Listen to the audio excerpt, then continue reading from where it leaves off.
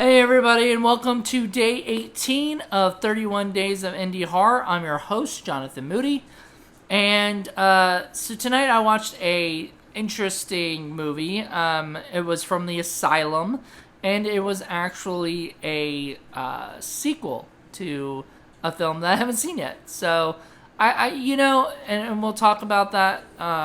It was a sequel to the 2013 film Hansel and Gretel. But this is Hansel versus Gretel.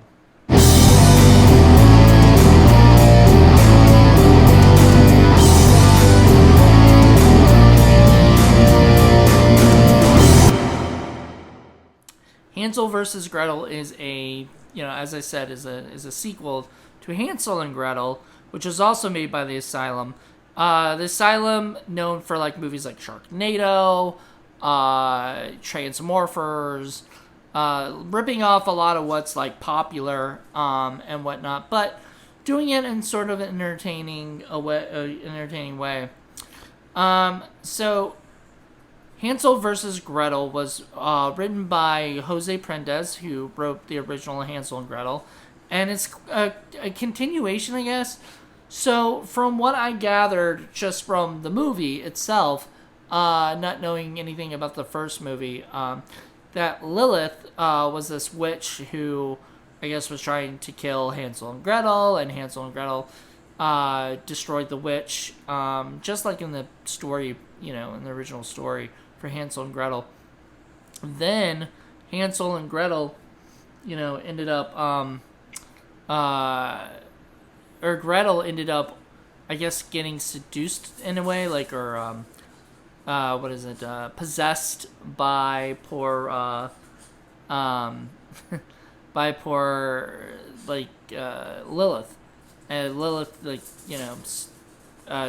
seduced Gretel into becoming this witch. So she started becoming this witch.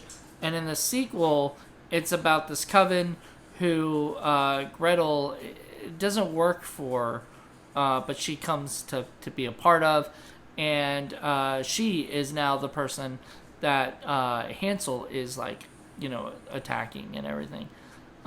So Hansel doesn't know that she's doing all this stuff and is thinking she's working for him. You've kind of seen it in a lot of different Marvel comics and things or at least in the movies where the people seem to be on their side, but then they switch. Which is fine. That was okay. Nothing of this movie really bothered me. The acting was pretty decent. The direction was cohesive.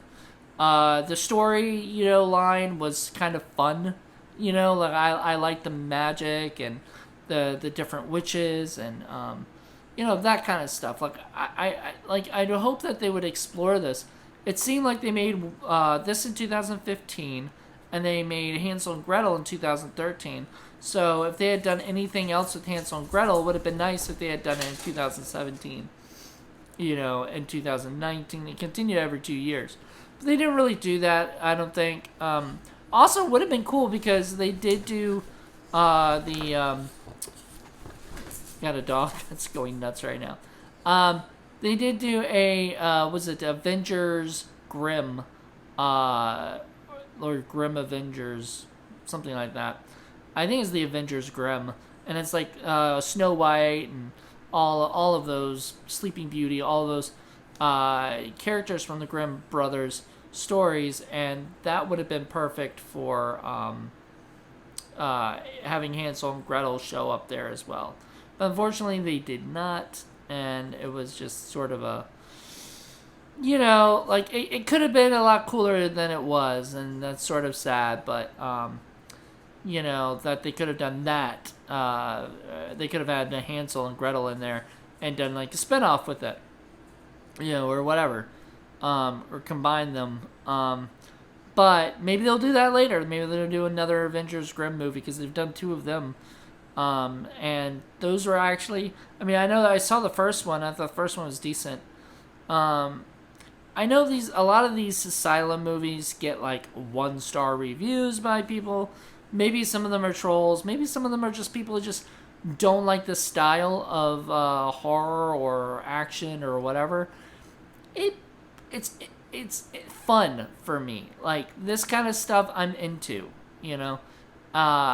We just did Arachnoquake, which was like a Sharknado ripoff. This is sort of in the same boat. I mean, it's just sort of fun. It's a ripoff. It's fun. It's just enjoyable. If you're into that, I would say I would highly recommend going and watching Hansel versus Gretel. Probably watch Hansel and Gretel first.